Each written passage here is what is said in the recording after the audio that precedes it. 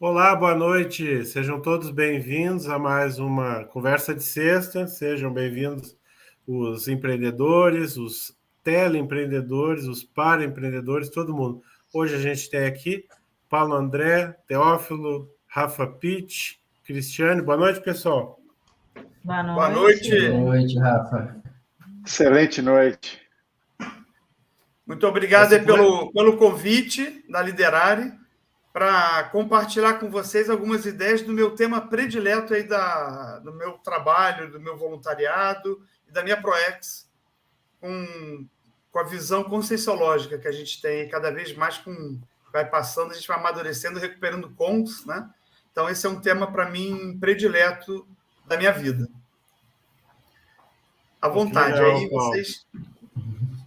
Que é o tema é a Trifron. A gente deu de título aqui, Trifron, Capital Intelectual do século XXI. É isso aí. Vou botar aqui para o pessoal ver mais uma vez. Fazer uns anúnciozinhos, daí eu te chamo aí, Cris, para apresentar o convidado, pode ser? Tá bom, tá ok, combinado.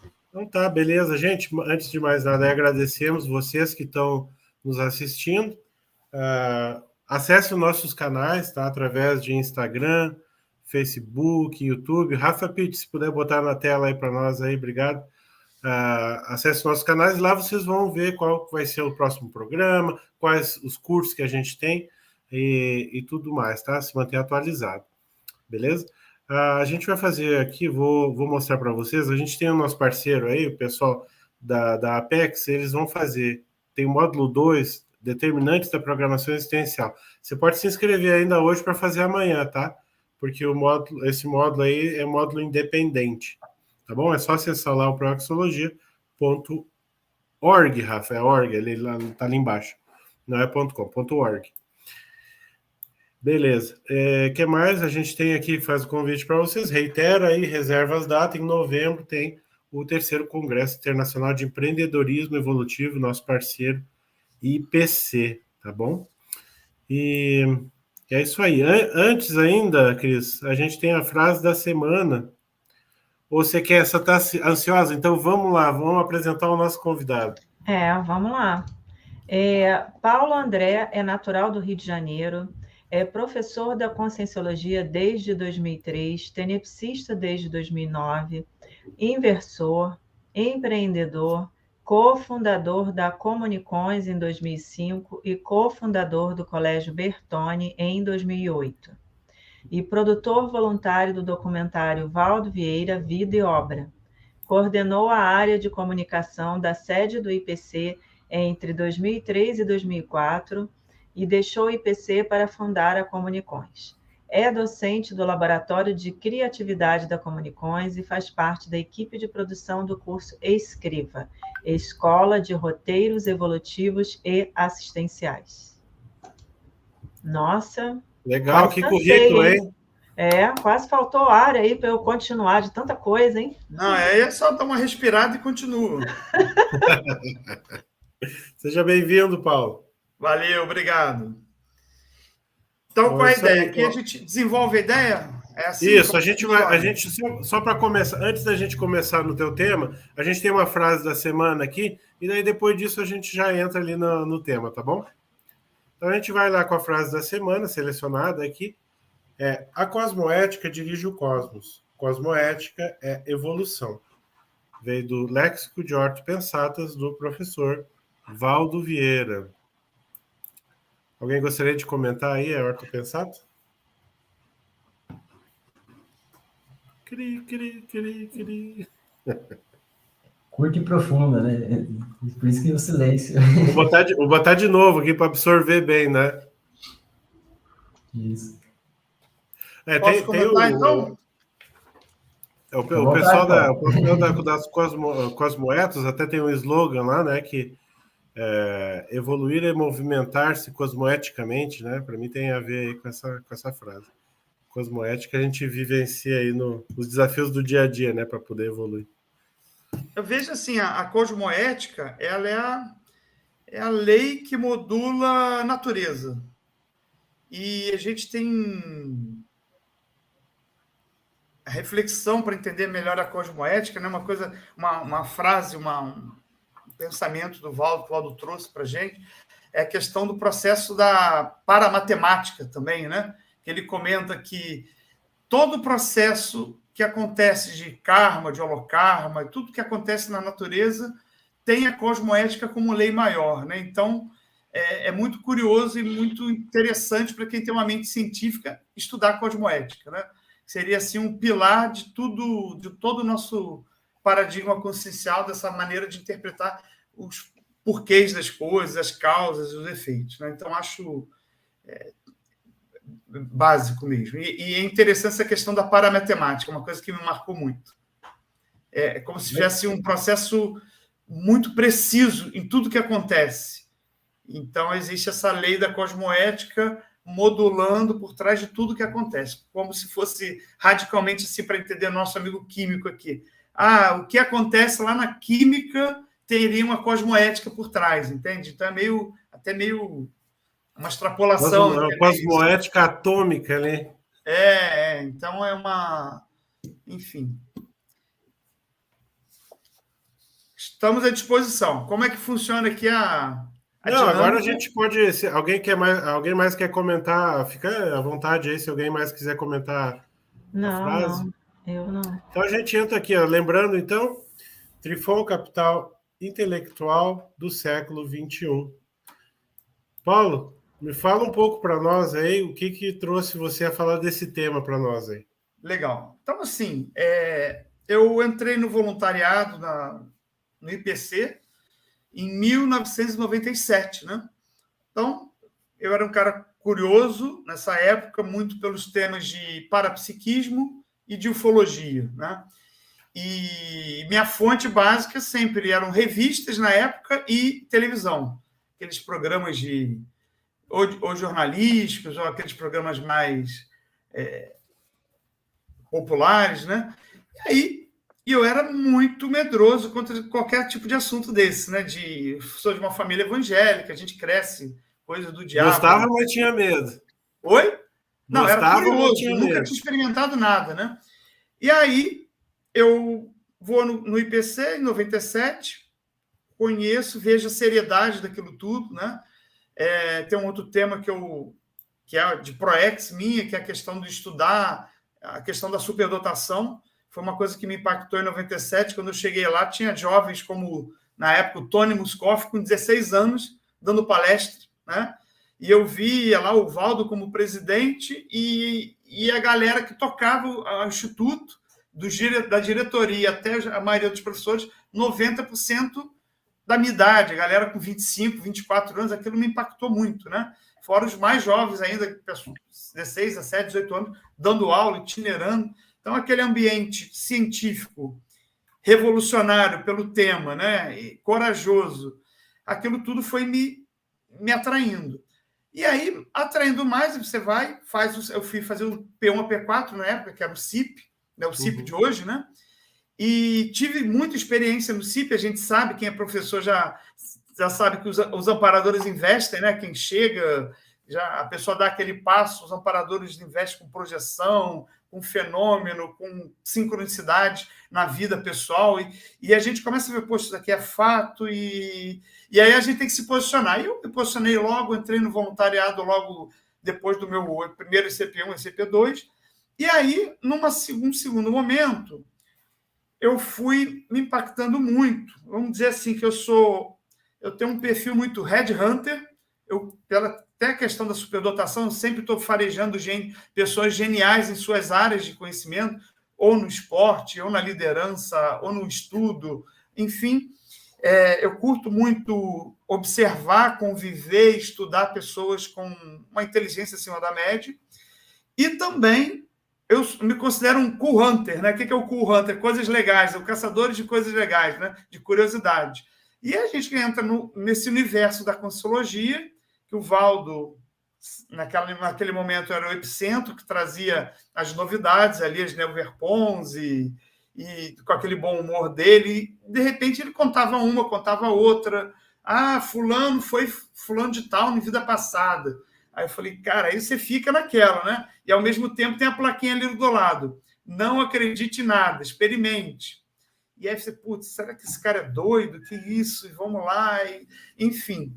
E aí eu fui colecionando muitas informações, né, como essas, né? E cada um, com o seu curso intermissivo e sua especialidade, vai se acoplando, vai fazendo match com a Conscienciologia, com o que mais gosta, né? E eu fui fazendo eu fui criando uma visão de futuro da Conscienciologia baseado muito no que eu via do professor Valdo, do que eu lia dele e da lógica, que eu via que tinha uma lógica. Só que era um negócio tudo muito... Essa visão que eu comecei a construir era uma coisa muito acima da média, uma coisa que você não via na mídia. E a gente tem que estar... Eu sempre assim, pô, mas será que é isso mesmo? Será que... né? Porque é um negócio muito fora da casinha do ponto de vista de singularidade, né? De novidade também. E aí, enfim, lá para os anos 2000, 2001, por aí, eu já estava criando, vamos dizer assim, uma visão mais sólida do que deveria acontecer na Conscienciologia, baseado no que eu comecei a perceber ano após ano na evolução da Conscienciologia. Final de ano a gente sempre teve o congressamento, né? Então o congressamento é um momento que a gente faz um balanço do ano. E impressionante, eu comecei a ver o crescimento de ICs, o crescimento de autores, o crescimento de professores, e eu sempre reparava que não era um crescimento linear, né? Quem conhece matemática, a gente sabe que no início da exponencial, né, parece que é linear, mas não é, né? Então você vai observando, putz, esse negócio ainda não está no joelho, que é onde faz aquela subida mais íngreme, mas eu falei, esse negócio aqui realmente está avançando. E aí eu fui colecionando várias pérolas, que vamos dizer assim, seriam catalisadores, aceleradores desse futuro provável, né? Então, é tudo hipótese, né? Só que, com o tempo, muita coisa que o Valdo falava, você via que passava 5 anos, o negócio meio que acontecia, se concretizava, a questão das ICs e tudo. Bem, então eu vou enumerar para vocês aqui algumas pérolas dessas, né? Alguns exemplos desses que eu comecei a basicamente coletar da boca do Valdo, assim, coisas que ele falava, e fui construindo esse universo, essa visão, né, que eu estou chamando de Trifron Capital Intelectual do século XXI. Tá? Claro que num contexto de Conscienciologia, de CCCI, de Cognópolis e, principalmente, de Heubex. O que acontece? Vamos lá, vamos primeiro aqui enumerar alguns itens aqui. Primeiro, o Valdo deixou claro, se não me engano, é no verbete curso intermissivo, não sei se é no verbete curso intermissivo ou intermissivista, ele explicita qual é o perfil dos intermissivistas, né? Então, ele fala, é o povo que participou do iluminismo, é o povo da Renascença, é o povo das revoluções científicas, são gênios da humanidade, das áreas da ciência, das artes, do processo da filosofia, da religião, enfim. E a síntese disso vem aquela palavra, os elders, né? Então, a turma mais madura da história da humanidade, tudo bem, tudo mais. E aí, só isso já é impactante, né? Então, quer dizer que a turma dos elders da história da humanidade, de repente, vão se juntar num momento, um processo de parageopolítico, né? Numa região ou em alguns centros, como é o caso de Foz do Iguaçu, na mesma época e no mesmo lugar.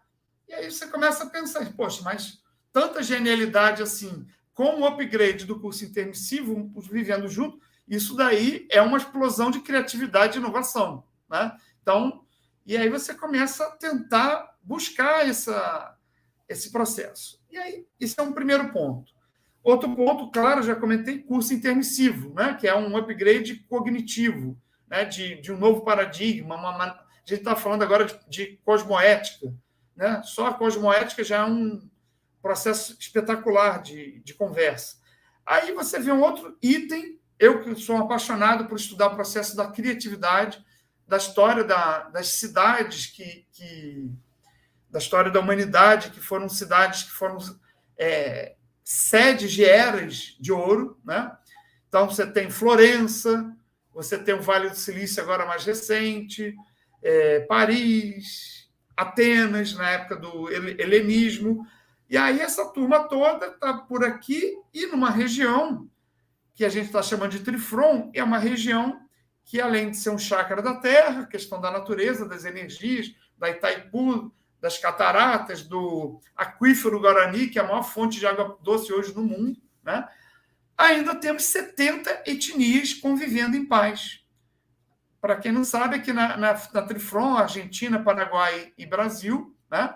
Ciudad del Este, Foz do Iguaçu e Porto Iguaçu, nós temos comunidade indiana, comunidade chinesa, comunidade taiwanesa, comunidade árabe, então, e convivendo em paz. E um dos pré-requisitos, uma das condições dessas eras de ouro é o processo da convivência de culturas diferentes, né? Porque a ideia nova ela vem do diferente, né? Da união de ideias diferentes e desse atrito de ideias. Então, ô, Paulo, só um instantinho, só para o pessoal que até não é aí da região, Trifron é a Tríplice Fronteira, Tríplice certo? Fronteira, exatamente. Tá, né? E aí... E para quem é de fora e nem sabe de que a gente está falando, a fronteira do que com o que? Fala para nós aí. A fronteira do Brasil, Paraguai e Argentina. Não é isso? Beleza. E aqui tá temos... Não, é só porque às vezes a gente tem público, inclusive, de fora do país, de outros países, e daí, às vezes, só para o pessoal se localizar. Só antes de te devolver a palavra, quero agradecer o pessoal que já está interagindo conosco aí, Bruno, Ana Maria, Diogo. Pessoal, bota suas perguntas aí, que a gente vai ter o maior prazer em tentar responder para vocês.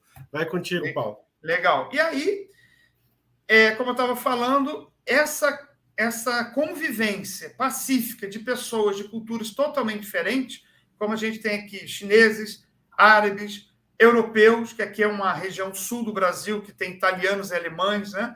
Enfim, então isso aqui, tem o povo Guarani, que aqui é uma região indígena, né? Do Guarani. Você tem o Paraguai, que eu estou há 2 anos e meio, completando 3 anos, convivendo diariamente no Paraguai. É um povo que eu sempre falo, se for fazer teste de inteligência, você pega 100 paraguaios aleatoriamente, 100 brasileiros aleatoriamente, 100 argentinos, o teste de inteligência vai sair muito acima da média dos paraguaios. Por quê? Porque eles são bilíngues. Isso na educação já se sabe. Criança que aprende 2 ou mais idiomas até os 8 anos de idade, quando o cérebro está explodindo, a cognição, a inteligência vai junto, né? Cresce também. Né? As crianças já ficam melhores no processo da matemática, dos idiomas, interação interpessoal, enfim. Então, é mais uma riqueza... Interessante.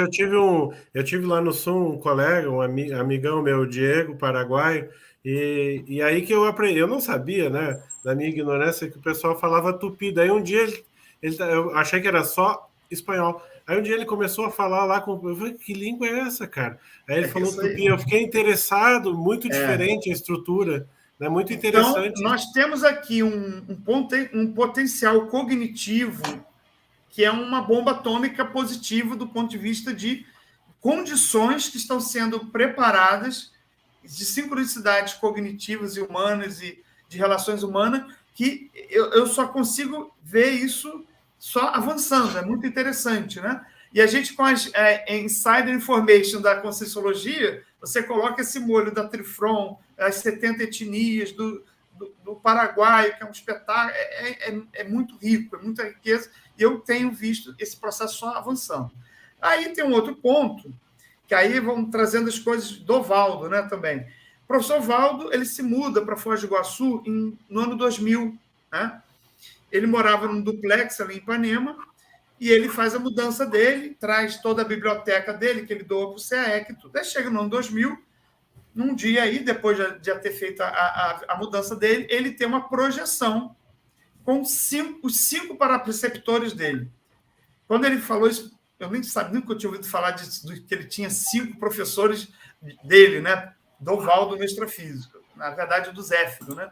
E aí ele, imagina, acabou de fazer a mudança do Rio, os caminhões, tá, os livros, já tudo lá na loteca, e aí ele tem uma projeção com 5 parapreceptores, e ele toma um susto, extrafisicamente, falou, caramba, a reação dele foi assim, putz, eu vou dessomar, eu tenho que prestar conta, foi assim meio que automático. ele já estava meio que prestando conta. E aí não foi nada disso. Os 5 preceptores que ele não via há muito tempo, nem sei se, enfim, se tinha sido a primeira vez ou não, nessa vida, né, nessa existência, e ele simplesmente fala: Valdo, está tudo certo, nós estamos aqui para te fazer uma pergunta, tipo o gênio da lâmpada, né? O que você quer que a gente ajude você aqui depois que você se mudou para Foz do Iguaçu? E aí, legal, Valdo... eu acho que, aí, Paulo, eu acho que o Rafa ou a Cris me falaram aqui. Qual de vocês quer fazer uma pergunta aqui? Posso fazer? Eu tenho algumas perguntas, Paulo. Ô, Paulo, deixa para você. Posso só terminar a resposta do Valdo? O que ele... Pode, claro. E aí pode. Os 5 preceptores perguntam para ele: o que você quer que a gente ajude vocês? Ele, rápido: eu quero que vocês me ajudem a transformar essa região numa região universitária, uma cidade universitária, uma região universitária. E quem conhece Foz do Iguaçu sabe que de 2000 para cá, a gente fechou o final da década de 90, tinha quilômetros de ônibus de muamba. De repente, ali 2005, 2006, o governo federal, Receita Federal, Polícia Federal criaram uma política nova, construíram uma aduana nova, acabou aquela muamba pesada.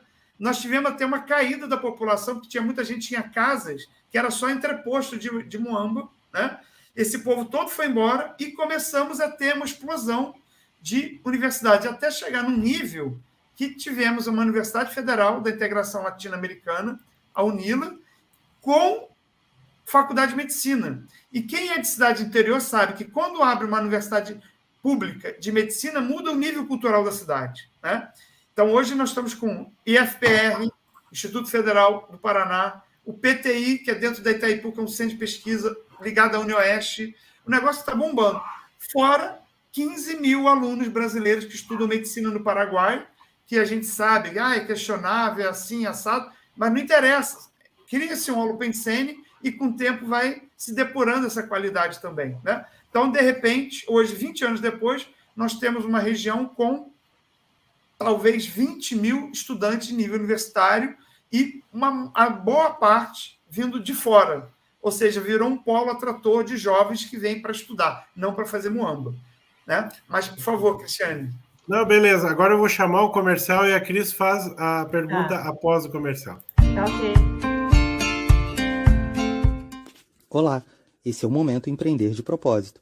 Você sabia que, segundo dados do Global Entrepreneurship Monitor, 93% dos negócios abertos no Brasil não são considerados inovadores?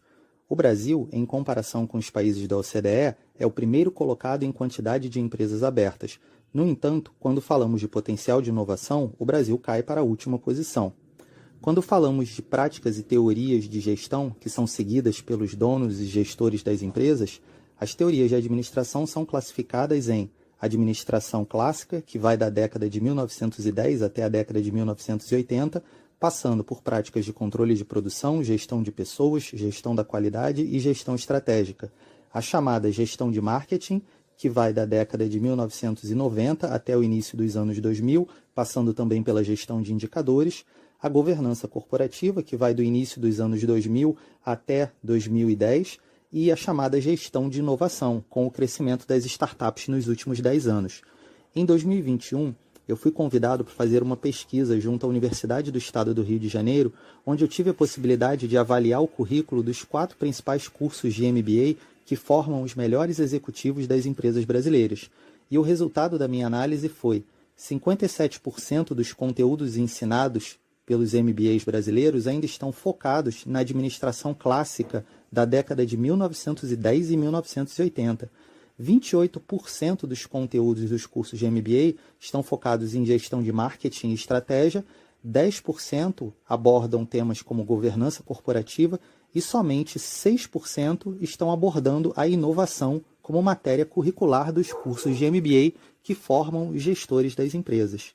Como dizia Albert Einstein, é um equívoco fazer a mesma coisa e esperar resultados diferentes. E você que quer inovar no seu empreendimento, continua fazendo a mesma coisa que todos ou assume o seu protagonismo para inovar no seu empreendimento evolutivo? Eu sou Marcos André, esse foi o Momento Empreender de Propósito de hoje. Até a próxima. Marcos André mandando muito bem aí. Fala, Cris. Então, na realidade, eu tenho algumas perguntas, mas aí eu vou fazer só algumas para deixar o Teófilo fazer as dele também. O que acontece? Paulo, eu fiquei em dúvida no seguinte: quando você se mudou para Foz do Iguaçu, logo quando o Valdo veio, e como é que foi isso? Porque você tem que fazer essa mudança, teve que fazer essa mudança, né? E a gente sabe que normalmente as pessoas acabam tendo que buscar a questão do pé de meia e tudo, né? E a primeira dúvida que eu fiquei foi essa: como é que você fez isso? E como é que foi que surgiu essa ideia de você ser o cofundador do Colégio Bertone? Como é que apareceu essa ideia? Entendeu? Tá, antes de vir para cá, até 2003 eu trabalhava com meu pai tinha uma empresa de importação em Niterói, a gente trabalhava com equipamento marítimo, eletrônico marítimo, para barco de pesca profissional, tínhamos clientes no Brasil inteiro. E eu fui convidado pela diretoria, na época, o Alexander Steiner, que era o Alexander Steiner, que era o presidente do IPC, para ser coordenador de comunicação do IPC. Então, eu fui trabalhar em duplo vínculo, né, que a gente chama. 8 horas, trabalho voluntário em outros aspectos, mais 8 horas como funcionário do IPC, ganhando R$ 1.100, o salário mínimo, né, na época.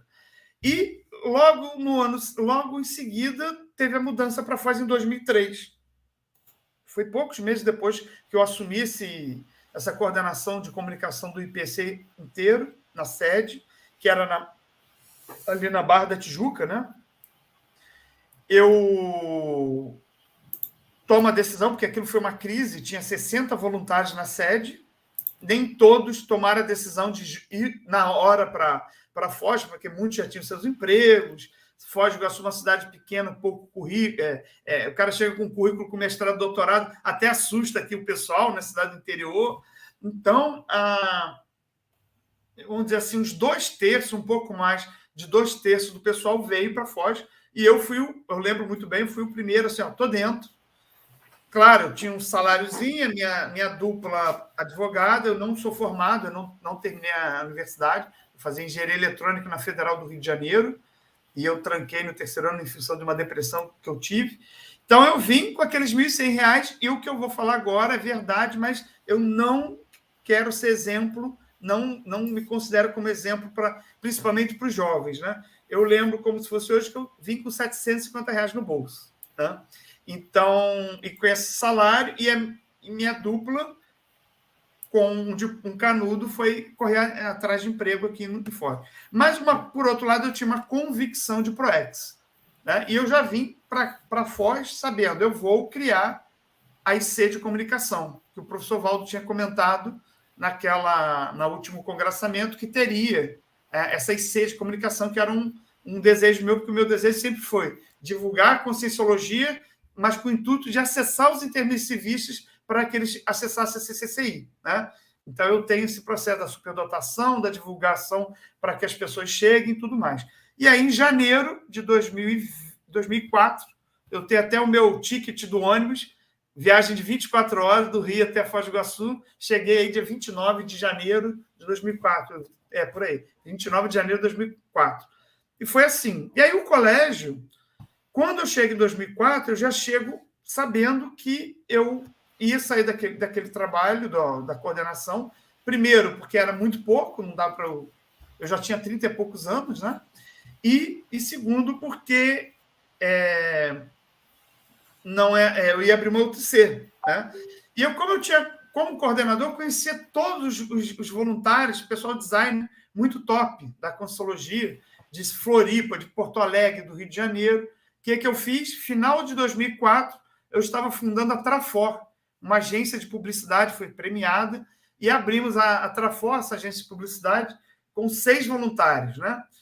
Eu, Hernani, Luciano Melo, Hernani Brito, né, que é ali da Epígrafe, a Luciano Melo, Valdson Dias, a Flávia Viana, Rodrigo Guedes e acho que já falei dos 6, né? E aí, entro em 2005, abrindo a agência de publicidade, eu sou comercial, ia começar a vender, já estava ia vender ali para a oficina do sorvete, acho que todos já conhecem, ia ser o nosso primeiro cliente, já estava ali vendendo. E, em paralelo, estávamos todo domingo naquele salão verde, reunião, para fazer ali naquele momento era pré-IC de comunicação. Tínhamos as reuniões da pré-IC de comunicação. Em maio, fazemos um acoplamentário para levantar o capital inicial da pré-IC, que já tinha nome, que era Comunicoms, né? E aí veio um choque. Qual foi o choque? O Valdo, no domingo do acoplamentário, todos voluntários ali, o pessoal que nem era da IC, mas já estava ali também fazendo o acoplamentário, o Valdo, na hora do almoço, da tertúlia ali, pergunta, levanta o dedo, quem é que ganha dinheiro com comunicação? Tinha jornalista, tinha publicitário, a gente lá, dono da agência. Aí o Valdo fala, quem ganha dinheiro com comunicação não pode ser voluntário da IC de comunicação pelo conflito de interesse. Putz, foi um estresse. Daqueles 30, passamos para 2 voluntários ou 3. E eu, naquele momento, eu passei 24 horas fora, porque eu já não tinha emprego, não tinha grana, estava ali vivendo de miojo lá no Mega Vila, né? E aí passei 24 horas e voltei atrás e abri mão da agência de publicidade, que a gente tinha acabado de fundar, e cheguei em casa e falei, amor, estou sem emprego, o que eu vou fazer? Aí a Aline, ela chega para mim e fala, amor, você é muito bom com as crianças, você tem jeito com criança e sabe matemática, aula particular. Aí eu falei, putz, eu conhecia 2 pessoas, uma em Foz, um professor de inglês, e a irmã da minha madrinha na Barra da Tijuca, que ganhavam muito dinheiro dando aula particular. E aí eu criei um mini modelo de negócio, focado basicamente em alunos que queriam aula o ano inteiro, não aquele que queria aula para amanhã. E aí, resumindo, eu fui dar aula de Olimpíadas de Matemática, criei um posicionamento, um brand, né? Assim, olha, aqui é só aula difícil, e peguei na veia a comunidade chinesa, né? E eu sei que em agosto de 2005, meu primeiro aluno foi em junho de 2005. Em agosto, eu estava ganhando R$5.000, R$5.500, nunca mais me esqueço. E aí, 1 ano e meio depois, eu quis avançar, expandir o projeto. Falei com o Fred, com o Fred Gunner, meu amigão, desde 98, que a gente se conheceu indo num evento da Invex, em Floripa. E o Fred, ouro na Olimpíada Brasileira de Matemática, ouro na Olimpíada Brasileira de Física, e passou no ITA e no IME. E aí eu falei, Fred, vamos abrir uma escolinha de Olimpíada de Matemática? Ele falou, não, Paulo, isso aí não existe, vamos abrir um pré-vestibular. Aí eu falei, fechou. Como eu já conhecia o mercado aqui, muita gente mandava os filhos para estudar em Curitiba ou em São Paulo, porque aqui não tinha nada decente. E aí foi assim que começou o pré-vestibular em 2007. 2008 abrimos o colégio. Hoje chegamos a top 50 do Brasil. No que Enem. Legal, hein? Que máxima, hein? Muito bom. Mas foi mais ou menos isso. Olá, Teófilo. Ô, Paulo, uma coisa que me chamou a atenção no começo da sua fala, quando você estava se descrevendo, né, que você falou que você era um cara curioso e tal, no começo e tal. Aonde foi parar essa curiosidade? Acabou? Como é que é essa história aí? Para mim, você continua curioso. Boa. Cara. Não, de jeito nenhum, continua aqui. Essa visão aqui que... Então, assim, você tem ideia dessa curiosidade. Aí eu fui juntando, falei dos elders, né? Quem faz curso intermissivo seria o Zé, tudo tratando como hipótese, né? A gente tem que estar sempre com o pé atrás quando a gente ouve esse tipo de coisa. Elder, curso intermissivo, Trifron, com essas etnias todas. E aí o Valdo pede lá para preceptores para ajudar a transformar a região numa cidade universitária. Hoje, isso é um fato, né?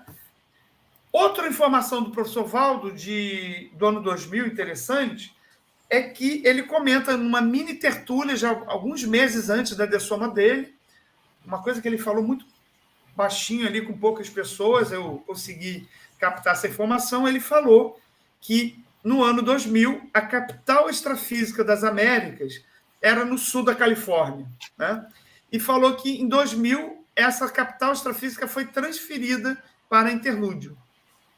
E, ou seja, segundo o professor Valdo, né? Não acredite em nada, eu também não acredito, a gente é mais uma pecinha, porque isso é o universo do Zéfiro, né? Que ele foi contando para a gente vai procurando entender. E aí ele comenta que a capital, essa interlúdio que foi criada quando ele se mudou para Foz, né, a partir da vinda dele, não sei se tem a ver com ele, sincronicidade, enfim, mas quando ele se muda para Foz, a interlúdio foi criada extrafisicamente, tem uma referência intrafísica, ali o Parque Nacional das Cataratas. E diz também que a capital extrafísica de todas as Américas passa a ser a interlúdio. E aí ele até falou uma frase, agora, aí eu já não sei mais do jeito dele, né? Eu já não sei mais o que vai acontecer, tipo assim, a criatividade fica por nossa conta, né? Mas você imagina, quem foi a capital intelectual da inovação e da criatividade no século XX? Califórnia, onde foi, né? Aí você tem ali dois centros, a Hollywood, o processo da arte, e Vale do Silício com ciência, tecnologia e empreendedorismo, né? Claro, empreendedorismo permeando tudo. Então, pronto, isso é mais uma informação. Outra curiosidade, trazendo essa questão do empreendedorismo, em 2010, depois de vamos dizer, uns 12 anos eu montando esse quebra-cabeça, eu já tinha muita informação. Eu numa crise pessoal, né? Eu até ali, né? Eu nunca tinha falado com o Valdo pessoalmente. Assim, era muito tímido, né? Com ele. E aí eu tive uma crise a partir da viagem que eu fiz para o jubileu, os 50 anos lá da formatura de medicina. Nós fomos em Uberaba com umas 70, 100 pessoas, eu não lembro bem. Fomos para Uberaba, lá na festa dos 50 anos da formatura do Valdo, de Faculdade de Medicina, e nós vimos, e eu lembro desse momento, nós visitamos a clínica que o professor Valdo atendia 95 pessoas por dia, gratuitamente, ou com remédio, ou com dinheiro, ou com comida, ou com energia. E aquele momento me deixou, talvez, num estado alterado, que eu entrei numa crise muito profunda, que eu falei, meu Deus, eu não estou fazendo a assistência que eu poderia. E uma das coisas que me moveu naquele momento foi a questão o meu histórico, né, tanto no voluntariado, que eu fui para eu ser chamado para ser coordenador de comunicação do IPC, eu fui coordenador da Tijuca e eu colocava muitos alunos. Então, eu fui recuperando cons de empreendedorismo dentro do voluntariado, né?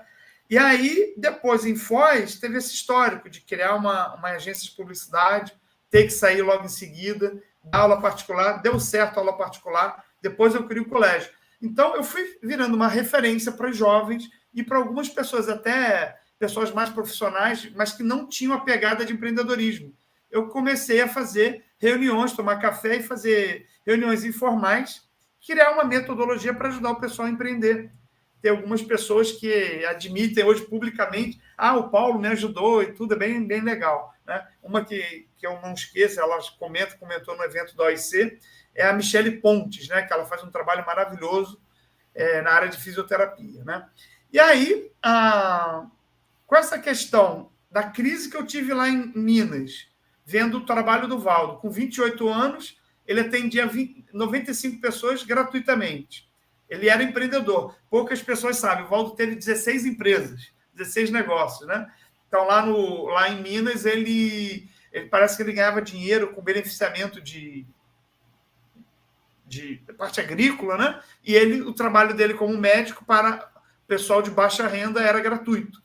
Aquilo mexeu comigo, eu estava tendo uma autoconfiança, né? Que eu tinha um processo muito de baixa autoestima, em função de não ter me formado, saído de uma depressão de 7 anos e tudo, e aquilo contra fora do empreendedorismo que eu estava vendo, e com a questão daquela crise que eu tive, eu nunca mais me esqueço. A minha vida é dividida entre antes e depois dessa conversa com o Valdo, que foi dia 6 de novembro de 2010, um sábado. E por incrível que pareça, naquela época o Valdo já atendia dias pares, né? E o que aconteceu foi muito curioso. Sábado, tinha muita gente no Holocico para falar com o Valdo. Fiquei 40 minutos, 1 hora com o Valdo, não tinha ninguém, só eu e ele, como se tivesse os amparadores tivessem ali criado um campo. E aí eu abri o jogo e, basicamente, eu cheguei para ele com um projeto, porque sempre que eu já estava na IC de comunicação, tá? Já existia Comunicoms. E eu queria fazer mais de assistencialidade. Eu estava achando que minha produtividade assistencial estava baixa. E aí eu falo para ele, Valdo, eu conto tudo isso, eu compartilhei com ele a minha visão basicamente, da Trifron Capital Intelectual. Quero comentar mais alguns pontos para vocês. Mas eu falo, Valdo, eu quero assistir mais, eu acho que eu posso assistir mais criando uma IC de empreendedorismo, para ajudar as pessoas a criar tipo uma incubadora de empresas para o pessoal focar em ganhar dinheiro mesmo, para subir pé de meia em cima da sua pergunta, né? E aí o Valdo falou, Paulo, pode tocar, mas ele não botou muita energia nisso e a nossa conversa foi longe, baseada em toda essa visão de futuro. E aí, no final da conversa, essa conversa de 40 minutos, ele grita, levanta, pega a malinha dele para ir embora, bota o dedo no meu nariz e grita muito forte, assim, mas não é gritando, é berrando. Paulo, tudo que você tiver de projeto, fala comigo que eu vou promover. Repetiu essa frase 2 vezes, botando o dedo no meu nariz e berrando. Paulo, tudo que você tiver de projeto, fala comigo que eu vou promover. Eu vou para casa, no dia 10, 4 dias depois, eu volto com o projeto e trago. Valdo, a minha proposta é o seguinte, eu gostaria de levar a história do Zéfiro, do EM e a sua história para Hollywood, né? É uma trilogia, Zéfiro, EM e Valdo Vieira. Paulo, deixa eu fazer um break e agora o pessoal vai ficar esperando o que o Valdo falou da tua pergunta, tá bom? Então, com Finanças Libertárias, já voltamos com o resto da história do Valdo aí. Olá, você já ouviu falar do Fear of Missing Out? Você sabia que ele pode influenciar a maneira como você investe e te causar muito prejuízo? O Fear of Missing Out, ou medo de perder algo, pode fazer com que você entre em determinados investimentos apenas pelo medo de perder uma grande oportunidade. O medo da perda de oportunidade é utilizado inclusive por algumas casas de investimento com o intuito de gerar o efeito psicológico em seus clientes, para que eles invistam em determinado ativo que valorizou muito nos últimos meses. É nesse momento em que o leigo compra determinado ativo da moda e acaba perdendo muito dinheiro. Se uma ação passou por grande valorização nos últimos meses, há uma grande chance, uma chance considerável, de que haja uma correção do preço na sequência. Ou seja, o leigo entra no pico e perde dinheiro. Retornos passados não são garantias de retorno futuro. Procure analisar os fundamentos de um ativo antes de investir. Se formos considerar os ciclos de mercado, o melhor momento para entrar em um determinado ativo tende a ser justamente o momento em que quase ninguém fala dele ou acredita nele. Antes de investir, questione-se: estou sendo movido pelo medo de perder uma grande oportunidade? Caso afirmativo, avalie os fundamentos do investimento e converse com investidores mais experientes. Talvez não seja o melhor momento de você entrar. Fábio Marques, para a coluna Finanças Libertárias. Tá contigo, Paulo. E aí eu faço essa proposta, Valdo. Gostaria de levar a história do Zéfiro, do EM e a sua biografia para fazer uma trilogia em Hollywood. E não sei se vocês sabem, mas o Valdo, em 1966, logo após ele fazer a Marxo-Dissidência do Espiritismo, ele viveu 1 ano em Hollywood, né? Convivendo com a turma, os diretores lá, principalmente os donos, diretores dos estúdios da Universal. E ele foi para lá porque uma americana cowgirl de filme B, uma jovem, e levou uma amiga, esposa de um senador que estava muito doente, com mais idade, foi até Uberaba, porque sabe quando a pessoa já está apelando para tudo, né? E aí levou lá para o Valdo, e não sei qual foi o resultado, mas essa jovem, que era viúva de um grande empresário, de um mega empreendedor de São Francisco, ela ela convidou o Valdo, pediu para o Valdo abrir a clínica dele em Hollywood, lá em Los Angeles, e o Valdo chega para os amparadores e pergunta: eu devo ir, não devo ir? Aí os amparadores orientaram o Valdo, falaram o seguinte: você já é doutor em pobre, agora você tem que ser doutor em rico, né? E aí ele foi, se mudou, passou um ano lá em Los Angeles e namorou essa jovem chamada Anna Dickenspiel, né? E aí, voltando à conversa com o Valdo, lá no Holociclo, no dia 10, depois de eu fazendo a proposta, ele falou: Paulo, você pode ir na minha casa depois da tertúlia? Eu fiz a proposta, Zéfiro AM e Valdo Vieira para Hollywood. E aí ele me chama para eu ir na tertúlia, na casa dele depois da tertúlia. Eu, caraca, legal, vou bater um papo com o Valdo. Fui, ok. E aí, quando eu chego na casa dele, estavam várias pessoas, líderes, braços direitos do Valdo, né? Pessoas importantes aí no trabalho do voluntariado das I6 aí, pessoas que são pilares aí, carregadores de piano aí nosso, que é o César Cordioli, todo mundo conhece, o César, coordenador da IEC, a dupla Pedro Fernandes, né, que é da Consecutivos, e a Cristiane Ferraro, e a Nara Oliveira, que é da Holoteca, e o Everton, né, que é Picon, dupla e um dos braços direitos do Valdo também. Aí eu olhei aqueles 5 e falei assim, caraca, até achei engraçado na hora, e foi muito interessante. Eu sou um cara muito agitado, na hora eu senti uma energia, tipo, quase meio de levitação, assim, eu estava muito tranquilo, muito calmo, e o Valdo fala assim: Paulo, conta para a turma aí a sua proposta, e vamos ver o que a turma acha. E aí eu repeti a história toda, Hollywood, blá, blá, blá, blá, blá, ficou todo mundo olhando, ninguém falou. Aí o Valdo: o que vocês acham? Vão fazer, não vão fazer? E a turma ficou em silêncio. Eu até coloquei algumas argumentações lá e tudo.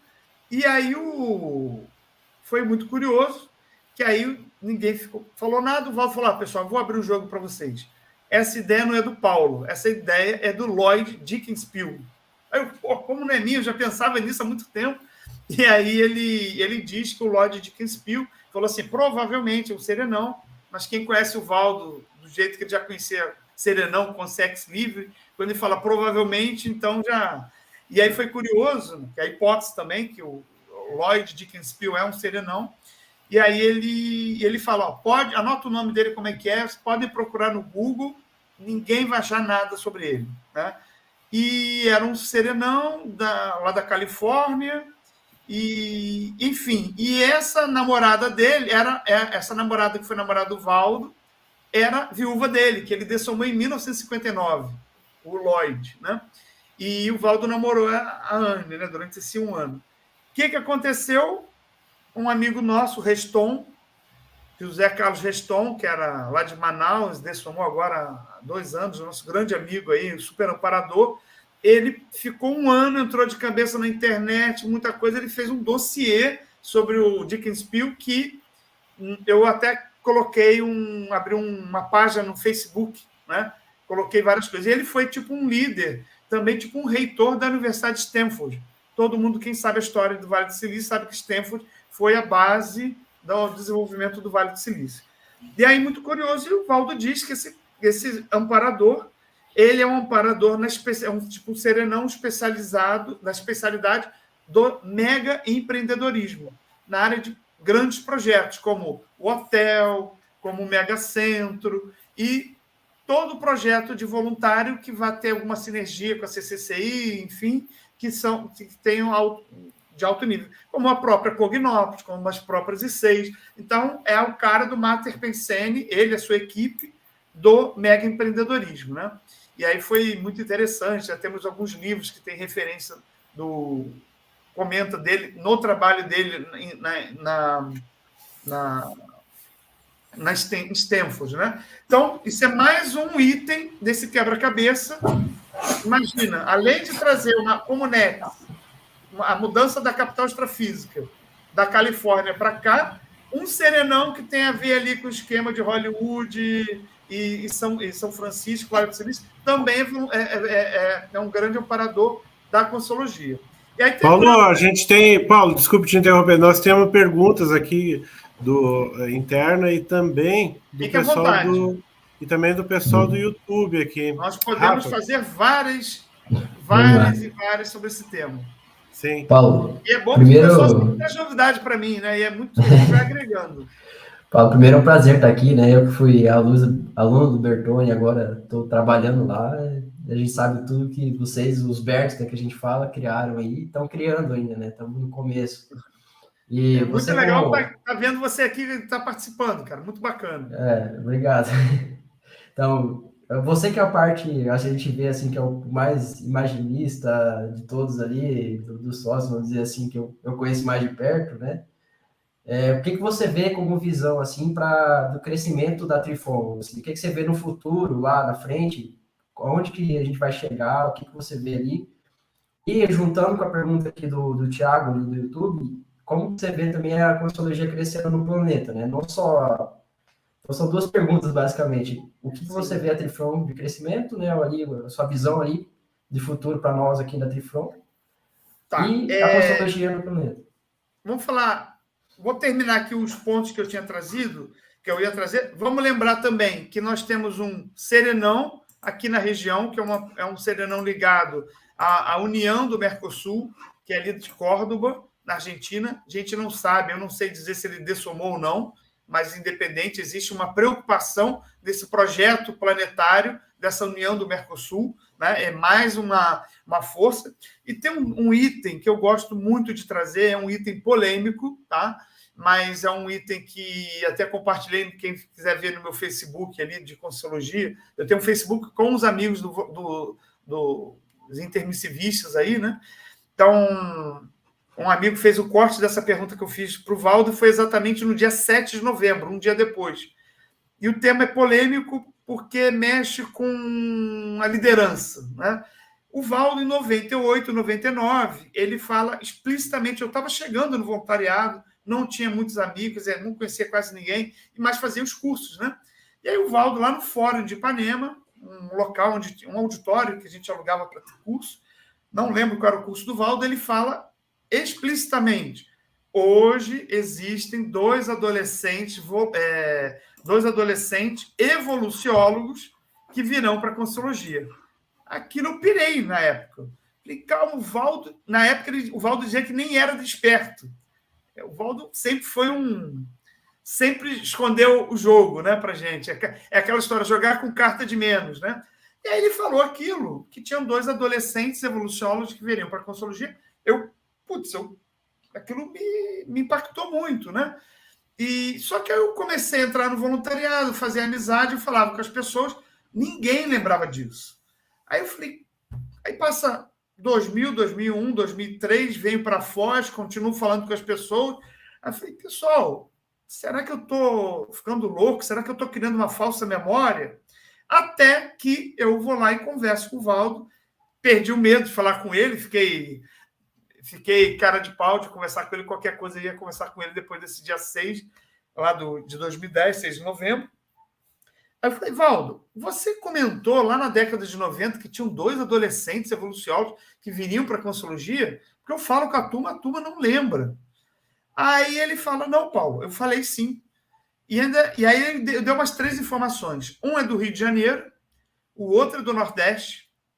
Os dois entraram de cabeça na academia, tipo assim, expoentes acadêmicos, e os dois têm problemas com as mães, tipo que as mães estão segurando, né? Então, a gente meio que fica na dúvida, o que é problema com as mães? Mas, enfim, é mais um processo kármico com as mães.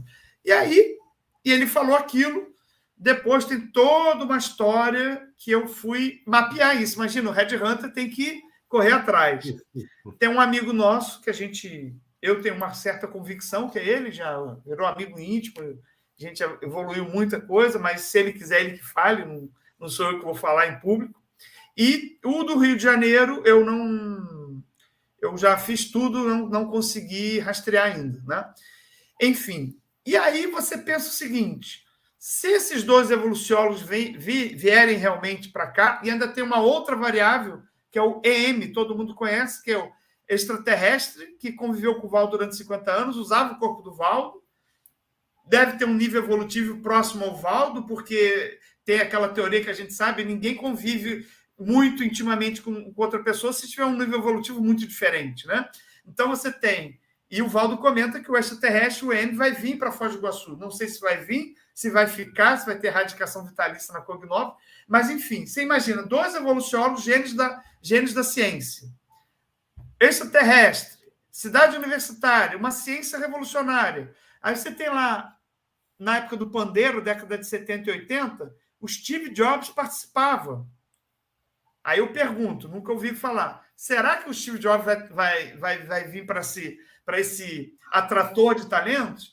E o Santos Dumont, que o Valdo teve contato?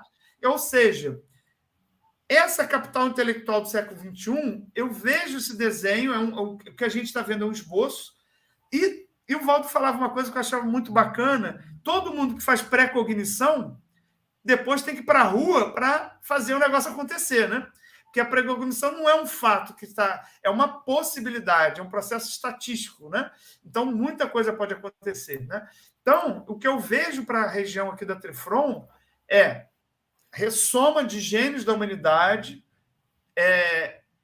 mudança de jovens, crianças, adolescentes vindo para cá, porque o pai é funcionário da Itaipu, o pai é da Polícia Federal, o pai é voluntário da Consciologia.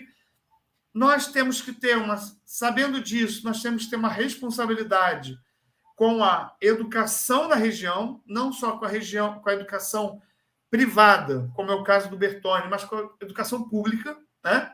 Tentar fazer o máximo para que esses gênios aí que estiverem por aqui, né, na região, nessa macro-região que a gente não sabe o raio dessa região, porque tem a Cognópolis, mas tem a grande Cognópolis, a gente não sabe esse raio. Enfim, eu acho que isso aqui vai ser tipo uma Florença da Renascença, um Atenas do helenismo. E aí, por exemplo, a gente o Vale da Consciência, em vez do Vale do Silício. Isso. Mas aí você tem alguns temas de pesquisa prática que podem render bilhões, trilhões de dólares e trazer um outro patamar também para negócio aqui, baseado em paradigma consciencial. Vou lhe dar exemplo de 3, tá? Nós podemos, por exemplo, criar um centro de altos estudos de antigravidade. Estou sempre falando disso. No dia que a ciência, a física dominar, entender que a antigravidade vai ressomar um Einstein da vida aí, isso muda a economia, muda o paradigma de tudo, muda a ida para Marte, acabou. Né? Por que eu falo da antigravidade? Paulo, agiliza nos 3 pontos aí, que tem só uma última pergunta e depois a gente tem que encaminhar o final aí pelo horário. Tá bom.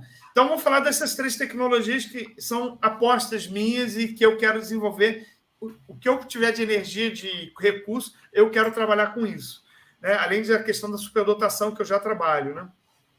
Antigravidade, porque o Valdo comentava que a antigravidade tem a ver com ectoplasmia. Não me pergunte como, não estou nem aí, não é comigo isso. Né? Então, isso é uma área que eu gostaria de desenvolver.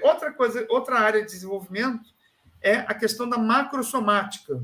O macrosoma é uma revolução dentro da medicina, não se estuda nada disso, são vários corpos diferentes, e o Valdo comentava que o sonho dele era ter um hospital e ele pagaria 1.000 gênios da medicina, os melhores médicos do mundo, para fazer um centro de pesquisa em macrosoma. Seria uma revolução na medicina. E um terceiro, que é a questão da transcomunicação. Se você colocar transcomunicação no Google, vai aparecer muita coisa, que é a questão de você filmar o extrafísico, né, ou trazer áudio e vídeo com equipamentos, né? E aí a gente começa de vez a entrar no processo da parafísica, né? E a gente não pode discriminar nada. Se conscienciologia é tudologia, tudo a gente tem que mexer, né? Enfim, transcomunicação, antigravidade e macrosomática são exemplos de possibilidades que eu vislumbro, que eu quero colocar muita energia para desenvolver centros de pesquisa aqui. E eu quero trabalhar em criar uma Stanford aqui na região, uma universidade como Stanford de altíssimo nível aqui na região. Esse é o meu objetivo. Legal, Paulo. A gente está se encaminhando para o final, mas não saiam daí quem está assistindo ainda, porque tem mais algumas informações legais. Mas para finalizar a questão da pergunta, a gente tem uma pergunta aqui que é mais ou menos tradicional, assim, Paulo, que é o seguinte, ó, o que você acha, né, que você, a singularidade, Paulo André Norberto, ele trouxe, assim, está trazendo de contribuição, né, para si mesmo e na interassistência para os outros, né? O que você veio fazer que não é para mais ninguém, é contigo mesmo? Cara, eu vou te falar uma coisa, coração aberto aqui para você. Eu sempre fui um cara muito tímido, fugia de muita responsabilidade, e uma coisa que é muito difícil, que eu acho que é uma virada na vida de todo mundo, é a gente assumir trafores, né? Mega trafores e singularidades. E, de repente, apareceu aquela tal de prova da imagística, que veio um serenão australiano e sugeriu o Valdo criar a prova da imagística. Aí eu vou lá, na segunda prova da imagística, eu fico em primeiro lugar. Na terceira, eu fico em primeiro lugar. Eu cheguei a ficar 4 vezes em primeiro lugar da prova da imagística. E aí veio o Valdo falar comigo, seu filho da mãe, ficou em primeiro lugar e tudo. Aí o que acontece? Não dá mais para esconder, entende? E aí você fica naquele processo. Eu vou fazer a autopromoção do meu Trafor, da minha ProEx, ou continuar escondido. Então, o meu processo é o que eu estou abrindo aqui de peito aberto. Sou visionário? Ok, vamos lá. Eu lembro, pessoal, eu atravessando a ponte da amizade, no calor de Foz do Iguaçu, de 45 graus, chegava do outro lado do Paraguai, encharcado de suor, para dar aula particular. Eu ia para a Mona Lisa para secar no ar-condicionado da Mona Lisa. E eu lembro do meu pensamento, só que esse pensamento eu já tinha desde jovem. Eu quero criar uma cidade top. Eu sempre fui de criar uma grande... Eu tenho isso, de criar uma cidade muito top, né? Então, eu sempre, quando eu era criança, eu ia num lugar e falava, eu chegava e ficava pensando, eu tenho que falar com o delegado, com o padre, falar com os líderes, para a gente pegar os melhores. Então, eu sempre fui assim, de identificar os melhores e fazer um processo muito top. E o Teófilo, que está aqui presente, já convidei o Teófilo para a gente criar um grande clube aqui da Trifron, né? Vamos botar o PSG, Flamengo, Boston, Celtics, essa turma toda no chinelo, né? Pegar... Ô, Paulo, só uma informação de última hora aqui, ó. Você já está chamando gente para Foz aqui, ó. A Luciana Gouveia disse aqui, ó, quero mudar amanhã para Foz do Iguaçu. O último a chegar é a mulher do padre. Ai. Gente, ó, muito obrigado então aí pela audiência. A gente tem mais umas informações e antes de... Eu vou passar a coluna do livro aqui, depois a gente volta para dar o tchau para a turma. Olá, boa tarde. Novamente o Clube do Livro Liderare, com a sugestão de Terra Pátria, de Edgar Morin e Anne-Brigitte Kern. Neste livro, grandeza, horror, sublimidades, atrocidades, esplendores, misérias, as realidades ambivalentes e complexas da natureza humana. Elas se exprimem de forma fabulosa na história, cuja aventura prossegue e se desdobra, se exaspera na era planetária em que vivemos. Hoje, o destino da humanidade nos coloca com insistência extrema a questão-chave. Podemos sair dessa história? Essa aventura é o nosso único dever? Venha debater conosco sob o prisma da liderança evolutiva. Eu sou Cibele Verinzuc Xavier, para a coluna do livro Liderare. Paulo, a gente agradece muito você ter aceito o convite. O tempo sempre é curto, quer dizer que você tem que voltar mais aqui. Com certeza. Já vou assinar a sociedade, você virá sócio atleta aí da Liderare. Pô, legal, cara. Obrigadão aí. Obrigado, Teófilo, Rafael. Obrigado pelo convite. Obrigado, prazer ter o Paulo aí. Obrigada, pessoal. Valeu. É isso aí, gente. Até a próxima semana. Obrigado. A gente se vê lá, tá bom? Vou passar aqui o convite para vocês do IPC e a gente finaliza, então. Abraço. Tchau, tchau.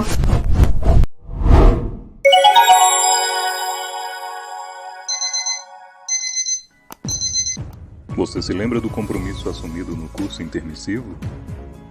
Já pensou que a sua programação existencial pode ter impacto não somente em você e em seu grupo, mas no planeta?